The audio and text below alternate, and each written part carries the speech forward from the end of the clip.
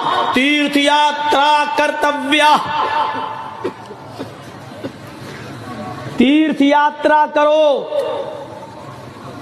किसी पवित्र शहर में,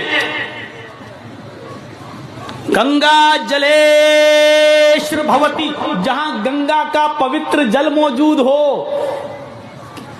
ऐसे शहर में चले जाओ जहां गंगा का पवित्र जल मौजूद हो। हाँ, आगे का मतलब बड़ा अजीब है, वो समझना पड़ेगा।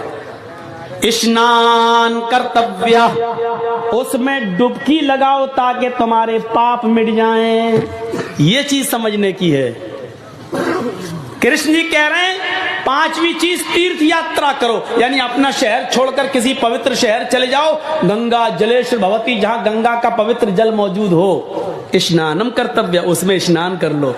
इसी वजह से हिंदू भाई गंगा में डुबकी लगाते हैं ताकि पाप मिट जाएं। चाहे कितने गुनाहगार हो, डुबकी लगाओ, पाप धुल गए।